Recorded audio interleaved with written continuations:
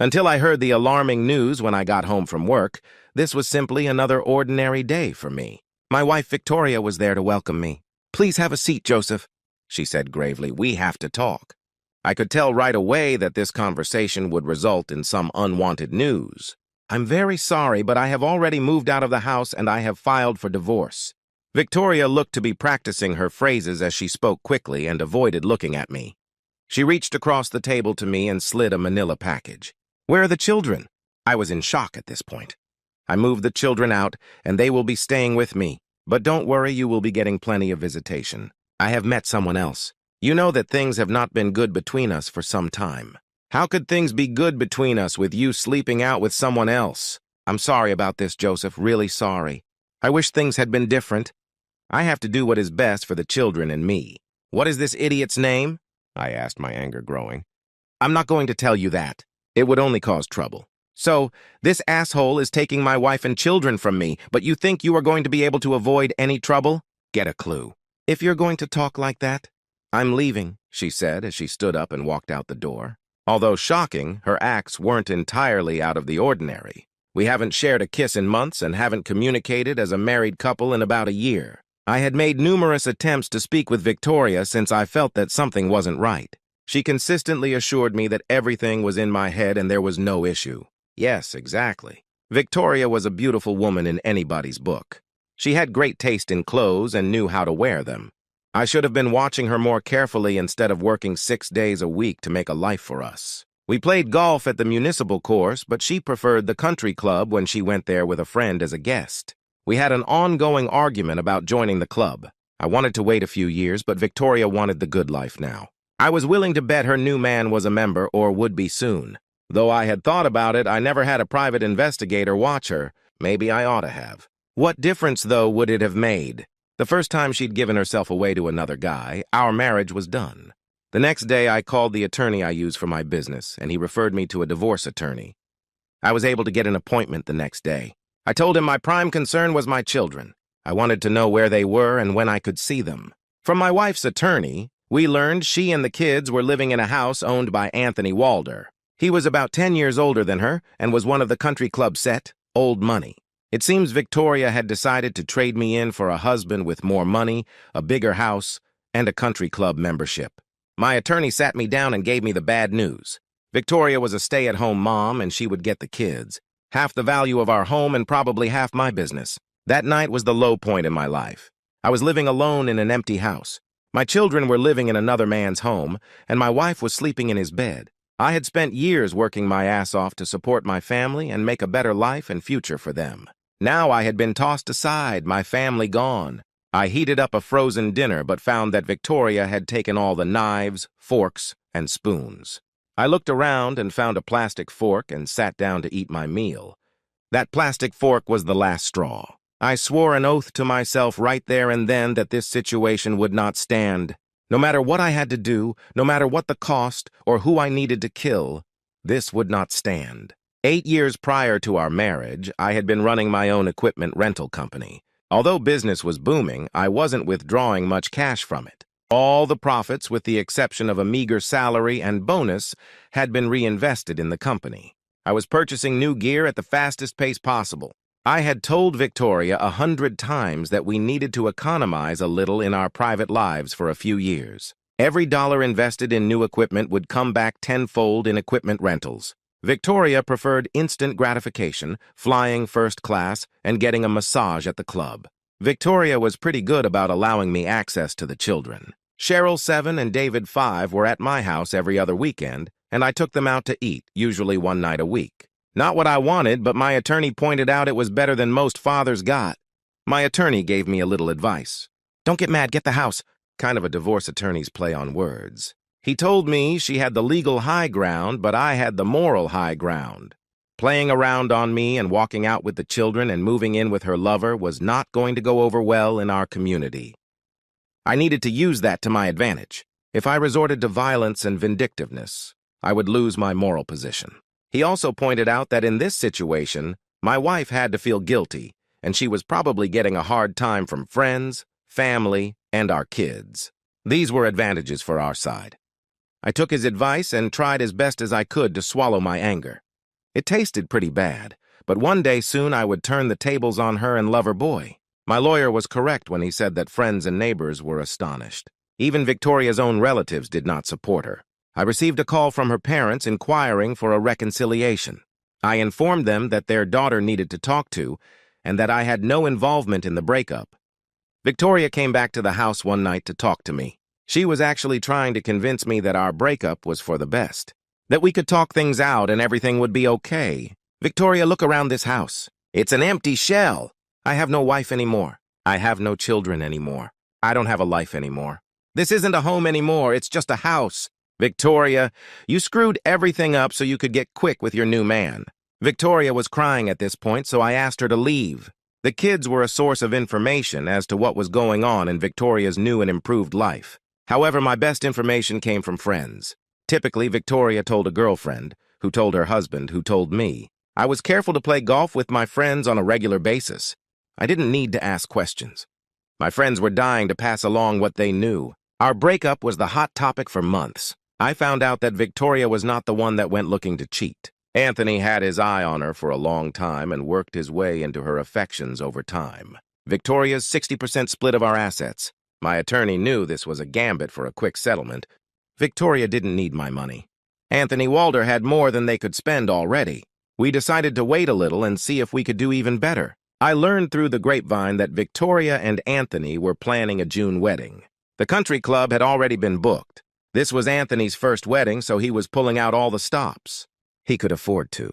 Under normal circumstances, there was plenty of time for Victoria to get a divorce and have a June wedding. But my attorney was pretty confident he could drag things out till then with a few tricks. He asked me if I needed to go to Europe soon on business. I told him I think I needed to investigate a new line of generators made in Scotland. Victoria's attorney saw through the stall tactics pretty quickly and asked what it would take for a quick divorce. I wanted to say she walks away with nothing, but my attorney said that would not go over well in court. Better to give her something or we look like we are taking advantage. We made Victoria an offer that would expire in 10 years or 50% of the sale price of our house. Not money, not alimony, not child support, not a share of the company, never. She took the deal in a heartbeat, for they must have already printed the wedding invitations. At my insistence, the language of the agreement made it plain that this was a final deal. I didn't want Victoria coming back later for more money. I had stopped buying large amounts of equipment right after Victoria moved out. The few things I purchased were on credit. I started putting away cash as much as I could. The divorce was final in February, in plenty of time for the wedding.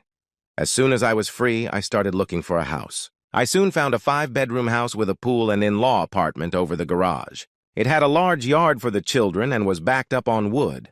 I took a large bonus from the business and paid cash for the house. The old house I put up for rent so as not to have to pay Victoria her 50% until the 10 years were up. I picked up the children at school one Friday and took them to the new house.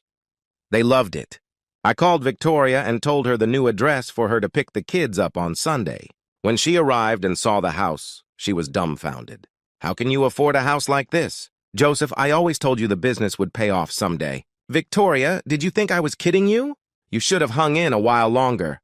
But Joseph, the mortgage must be a killer. I paid cash for the house, Victoria. You should have paid more attention to the business. The rental inventory alone is valued at over $5 million. Joseph, I had no idea. Really, no idea? I could see regret in her eyes. I told you often enough, Victoria. Too bad you didn't listen. I joined the country club and had the pleasure of watching Victoria and Anthony's reaction when I ran into them at the bar. It was difficult for me to see them together, but I know that having me present made things worse for them. Victoria continued to stare at me. I believe she was experiencing buyer's regret. At the very least, I hope that's what happened. Al was one of my first clients. He frequently rented temporary air cooling and heating systems as well as generators. I also knew he was what people call connected. I had a very private conversation with Al about what I wanted to happen to Mr. Anthony. I stressed that I wanted it to look like an accident. He told me the accident part would cost more. He could put me in touch with the right people, or he would be the middleman for a fee, about 1/3 of the total. I liked the idea of Al being my only contact and the only one that knew my identity. The extra money would be worth it. After approximately a week, Al responded to me and told me it would cost 75 boxes of ZD. To put it another way, 75,000. I gave him the all clear, reminding him that it needed to be done before June's wedding. Weeks went by, and I was getting concerned as the wedding date approached. Then, less than a week before the wedding, Anthony Walder was found dead in a cheap motel just outside of town. It seems Anthony had been making merry at his bachelor party the night before his death. There was a stripper and the usual drunken fun. Near the end of the evening, two sexy women appeared to take Anthony under tow. The partiers took them for hookers, hired to entertain the groom. They walked him out of the party and took him to a motel where, among other things, he snorted some coke. Next, he snorted some heroin, and that was the end of poor Mr. Anthony. I remember Uma Thurman accidentally snorting heroin in one of my favorite movies, Pulp Fiction. Heroin looks a lot like cocaine, but snorting it is not a good idea. Too bad John Travolta was not around to save Anthony. Did I feel bad about his death? Hell no! He robbed me of my wife and my kids. If he was alive, I would have spent the next 20 years watching him act like my children's father.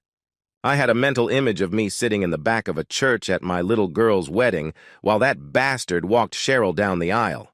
Now that was never going to happen. That $75K was the best money I ever spent. I understand they never found the hookers or figured out who hired them to entertain the groom. The good news was they determined it was not foul play. A couple of days after the funeral, I visited Anthony's grave and stuck a plastic fork into the ground. I had been saving it. Victoria was understandably disappointed at Anthony's death. I know that's an understatement, but I just didn't give a shit about how broken up she was, that her dream life turned into a nightmare. Welcome to the club. It was 3 months after the funeral that an attorney showed up at Victoria's door. He was very nice about it, but the Anthony family wanted to know when Victoria and the children were going to move out. Victoria was not Anthony's wife, nor was she mentioned in his bequest. Even worse, Victoria had been using credit cards registered in her name to charge wedding-related expenses. She was now jobless and without a sugar daddy. Victoria ran to her attorney, who dragged me back into court seeking an emergency adjustment to the divorce. The judge was not impressed with her lack of income and recommended she get a job. He pointed out Victoria had been happy with the deal just a few months previously. He also noted the final deal language above Victoria's signature. Anthony Walder and his money was never part of that deal. Therefore, as far as the court was concerned, his death didn't change anything. One of Victoria's attorneys was giving me funny looks during the proceedings. I imagined he was wondering at the funny timing of Anthony Walder's death after the divorce and before the wedding. The worst possible timing for Victoria. Well, let him look and let him wonder. My attorney pointed out that since Victoria and the children would soon be homeless, the children should come and live with me. Victoria's parents lived in a one-bedroom condo. Where were the children going to live? Victoria had gotten sole physical custody, and now that needed to change. My attorney argued that sole physical custody should be transferred to me. I had a stable home and could afford to hire a full-time nanny. He added that due to my ex-wife's financial situation and in keeping with the terms of the divorce, I would not ask for any child support. Much to Victoria's disappointment, the judge agreed with my attorney. Outside the courtroom, we made arrangements for the kids to be moved to my home the next day. Victoria was in tears, but I was not moved. I did ask her to have lunch with me the day after to talk about the housekeeper's nanny. Having Cheryl and David with me was great. My sister moved in for a few days to get them settled and do a little reconnecting. At lunch, I dropped the bomb on my ex, Victoria. I would like you to take the housekeeper nanny job. Are you serious? She was not sure how to take this idea. I am very serious. The house has an in-law apartment that you can have as your own, $400 per week plus room and board. But the best part is you will be with your children every day. This sounds too good to be true, Joseph. There must be a downside to this deal. Well, Victoria, there will be a couple of special rules you will have to obey. The first rule is you can't go on any dates or have any boyfriends while you live in the house. The second rule is that you have to be available for me wherever, whenever, and however I want. Victoria was stunned. You must be out of your mind. Did you actually think I would agree to be your slave girl? Not Victoria. You don't need to call me master or any of that. You will not be harmed. Well, there might be a few slaps behind, but nothing too painful. Victoria sat quietly for several minutes, then asked, "And you will not have girlfriends?" I knew right then that I had her. She was going to buy the deal. I will have any girlfriends I want, however. I will not bring them to the house or rub them in your nose. Will we be doing things as a couple, Joseph? Playing golf, movies, parties, and things like that? We will not be married, Victoria, not ever. Those days are over. But if you treat me right, Service with a smile, so to speak. Then things will be good. Treat me right and with respect, and I will do the same to you. You still have my last name, we will live in the same house and share the same children. However, I will never again give you my trust. We will never be married, and I will throw you out with nothing if you ever cross me, disrespect me, or refuse me. Victoria moved into the in-law apartment 2 days later. The kids were happy to have us all together again. I let Victoria settle in the first night. But the second night I told her, shower and come to my room tonight at 11, please. Wear something nice. You have one last virginity to lose tonight. Victoria was really scared, but I took it reasonably slow. I think she likes it now. But like it or not, she does what I tell her. Things went good for a while, but then one day she failed to show up for my morning routine. That evening I brought home a large dog cage and put it together in the walk-in closet of the master bedroom. I told her next time she screwed up, she would be spending time locked in the cage. Victoria's attitude improved, and she has only been locked in the cage about once a month over the following 2 years. In a way, that's a shame because when I click home that lock on her cage, turn off the light, and shut the closet door on my caged ex-wife, I get a thrill I just can't explain. Before she walked out, I never could have treated her the way I do now. I had always treated her like a lady, but now, when it comes to our sex life, I just don't care. Locking her in a cage. When we are with the kids or with friends, we get along like a normal couple. Will she cheat on me again? I don't know, but I don't care all that much. If she does, she is going to have to keep it quiet or she is out. Now the big question is, do I love her? I'm not sure I know what that word means anymore. Before Victoria walked out, I knew. I was living a perfect life, the American dream. But now I don't know just what I feel. When I see her taking care of a sick child, I love her. I love her on Christmas morning.